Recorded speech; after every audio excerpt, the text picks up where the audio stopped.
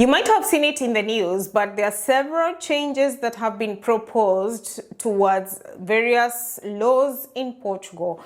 And so this video is going to cover what changes have been proposed. Please note, this is proposed for the Job Seeker Visa, a program that has been allowing people to come to Portugal to actually find work.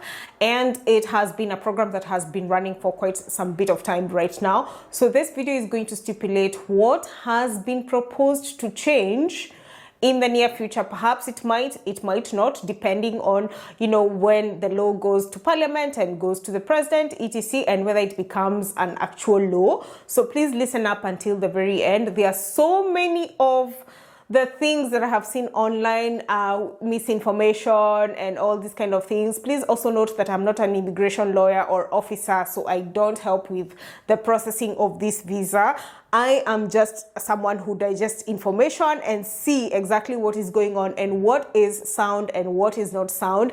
Things change quite so fast. So at the time of recording of this video, which is in August, perhaps in the next few weeks or months, we might have the changes occurring. So please, if you listen to this video much later, also do your own research. And even right now, please do your own research such that you are very well informed before you actually apply for the visa. Now, the Job Seeker Visa, which is a visa that allows you to come to Portugal and look for work in any field, has been a visa that allows you to come initially for a period of 120 days, and then you can be able to also extend it if you don't find a work. So in total, you could potentially maybe stay here for 6 months, and if you don't find work, then you would have to exit from the country and then maybe reapply for the visa much later once you're back to your home country. But it has been a visa whereby,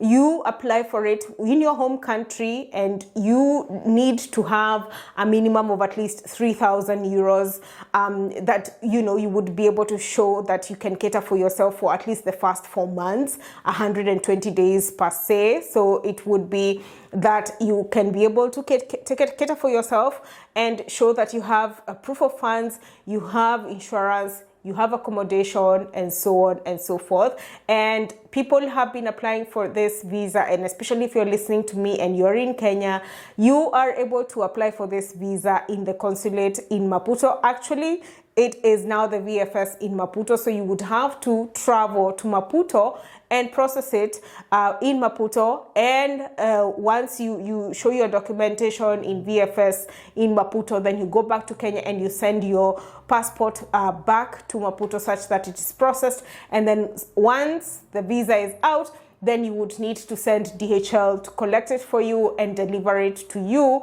in Kenya, wherever you are. Now, that's besides the point. The thing that has changed and is proposed to actually change in that case is that there's a proposal saying that this visa is now going to change, and it's not going to be just for pretty much anyone. It will capitalize on highly skilled workers, and also it will also capitalize on the places where there is labor shortage. Remember, with this visa, you could come and look for any type of job. It doesn't matter the field, and most of the places that people would end up would be maybe hospitality, construction, some of them in deliveries, and so on and so forth.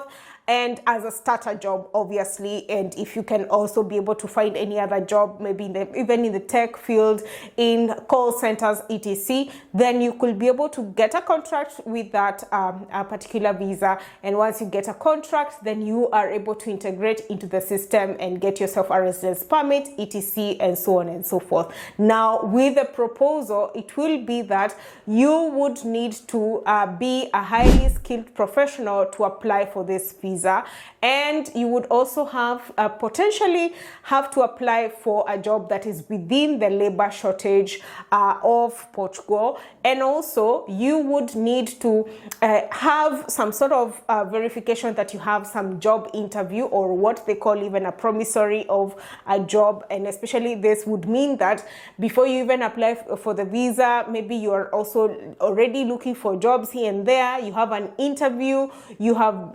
maybe spoken to the employer, they have given you some sort of promissory of contract, they have told you that yes, you're a good candidate, etc., and then you would use this proof towards the visa process. Now, there is also the thing about the family reunification that has been the biggest talk around in Portugal. And even for the job seeker visa, once you come into Portugal, you've integrated, etc., and you have gotten your residence permit and so on and so forth. In this same breath, it means that, there's a proposal to also have that you can only do family reunification after you have lived in Portugal for at least 2 years. This is again being debated, and this could change very soon depending on when they actually continue these debates, and we are going to have to see whether this is put into law or not. Now, these changes are just proposals as of now. However, if you're thinking of moving into Portugal and you would want to move in with a job seeker visa, what I would recommend is to do the process as early as now if you have not begun the process, because in case something changes along the way, then you would not be able to qualify depending on the types of changes that are agreed upon. And in any case, this also goes to the change in the proposed change in the law about citizenship, whereby there is a proposal. Once again, this is a proposal still, that they would change the citizenship law to 7 years for CPLP nationals. So these are people from Portuguese-speaking countries. They would have to wait until, they've stayed here for 7 years for them to qualify for citizenship by naturalization, while everybody else who is not from a Portuguese-speaking country would have to wait for 10 years for them to be naturalized. Now, this proposal, if it happens, then it would mean that, once you come to Portugal and you integrate, it doesn't matter on what type of visa, whether that's a job seeker visa, on a D7 visa, whether that's on, D2 visa, whatever the other visa type that you have, then you would have to wait for this period of time. And you would also still have to wait for at least 2 years before you can do family reunification.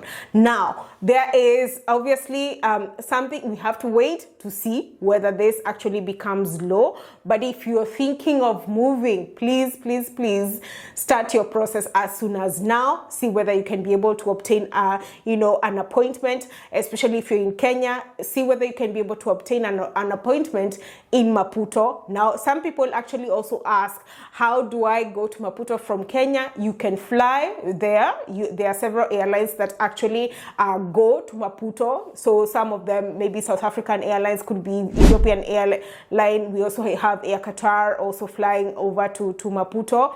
And also some people prefer also to go via bus. Some people actually go via maybe even a flight and a bus. Some I've seen going all the way to South Africa and then taking a bus to Maputo. Others going to Tanzania and then taking a bus to Maputo. Now, it really depends on you. It really depends on what you see is viable. But you can check for suitable flights, and especially you can check this on Google Flights or skyscanner.net. I do have a link for Skyscanner on the description of this video, and you can check it out just to simulate and see which flight is suitable for you.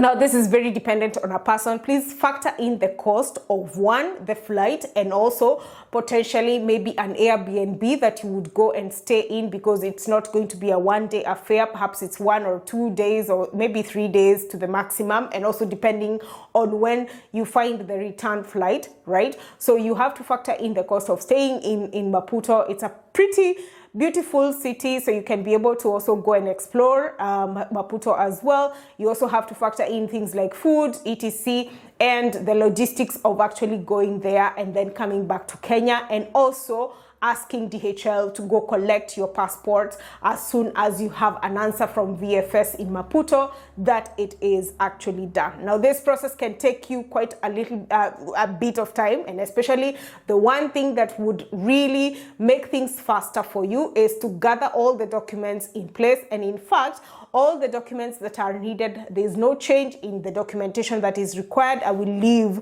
a link as well just to show you exactly what is required of you for a job seeker visa, and you can go ahead and apply for it still.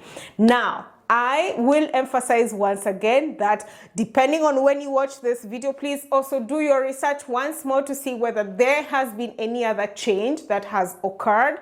And also another disclaimer I want to keep on emphasizing on is that I am not an immigration lawyer, I'm not an immigration officer, I'm just a messenger, depending on what has been on the news, what has been published, and I am just here to inform you of what to expect and, you know, the things that have been happening. Also, another disclaimer is that there has been quite the bit of delays on obtaining appointments for residence cards in Portugal. So please also factor in that it is going to take quite the bit of time, and I would easily give myself what for the visa, even in Maputo, I would easily give myself like a span of like, say, even 6 months thereabouts, so that, you know, everything is done. You have planned your trip to Maputo, you're back, and you have your visa ready, etc.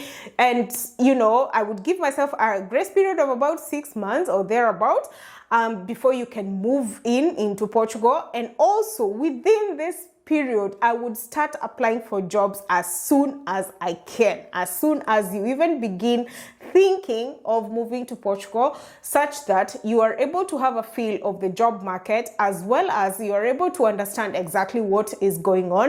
And I would also start learning the Portuguese language as soon as I can, because this is also going to be another thing that could cut you off in several of the positions that are available. So I want to wish you all the very best as you do this process. Please leave me a comment if you're thinking of applying for the job seeker visa during this year or maybe towards the next year. And I will be more than happy to, you know, answer and interact with you. Once again, do your research as much as you can. Do your research, do your research, do your research. And I know some people who've said that, you know, they go through other you know, avenues. Please do your research before you go through any other avenue to see whether it is viable, because I believe that it is something that you can do for yourself, and you don't necessarily need a third party to assist you. As long as you have all the right documents, you have all the things that are required in place, then you definitely can do this process by your own. And I do hope that this video has helped you. And until next time, bye.